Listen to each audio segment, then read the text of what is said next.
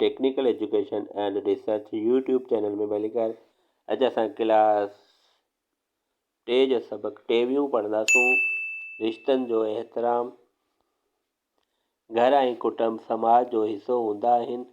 कुटुंब जा भाती वरी कुटुंब जा घर जो हिसो हूंदा आहिनि। घर भाती सुधरियल त घर सुधरियल। घर सुधरे थो त समाज बि सुधरे थो। फर्दनि ऐं सुधारो तॾहिं ईंदो आहे जॾहिं मंझंदि हिक ॿिए लाइ मेठ मुहबत इज़त एहतराम ऐं रिश्तनि जो क़दुरु हूंदो आहे। रिश्ता कहिड़ा बि हुजनि अहमियत वारा थींदा आहिनि। इन्हनि जो हर लिहाज़ खां ख़्यालु रखणु घुरिजे।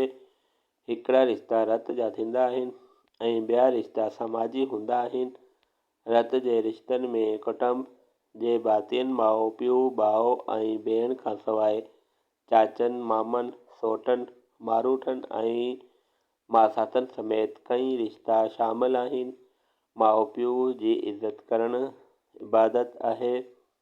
नबी करीम सल्लल्लाहु अलैहि वसल्लम जिन फरमायो आहे त माउ जे पेरनि हेठां जन्नत आहे। इन मां माउ जे रिश्ते जी अज़मत ज़ाहिर थिए थी। माउ पीउ जो चयो मञिजे, इन्हनि जो अदब कजे ऐं साणनि जीणो ॻाल्हाइजे। भाउ ऐं भेण जे रिश्ते जो क़दुरु करणु घुरिजे।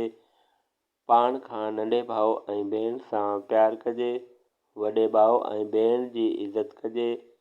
रत जे ॿियनि सभिनी रिश्तनि सां बि अख़लाक़ सां पेश अचणु घुरिजे।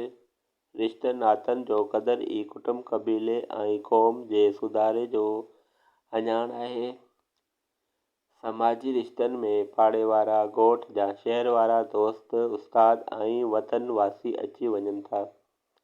उस्ताद खे त माउ पीउ जो दर्जो ॾिनो वियो आहे। ॿिया समूरा समाजी रिश्ता नाता पिणु अहम आहिनि ऐं इन्हनि जो क़दुरु करणु आला इंसानी गुण आहे। जेको रिश्तनि नातनि सां सुहिणे सलूक सां हले थो सो ॿियनि जी दिलियुनि में पंहिंजी जाइ जोड़े थो। सभिनी रिश्तनि नातनि सां चङो वर्ताव कंदड़ नेक ऐं चङो ई सॾिबो आहे। असांखे घुरिजे त समूरनि रिश्तनि नातनि जो क़दुरु ऐं एहतराम करियूं। ॿियूं सुठियूं आदतूं ऐं अख़लाक पिणु सिखूं। छो त सुठा अख़लाक ऐं उथण वेहण जा आदाब समाज में इज़त क़ौम ऐं वतन जी नेकनामी जो ज़रियो आहिनि।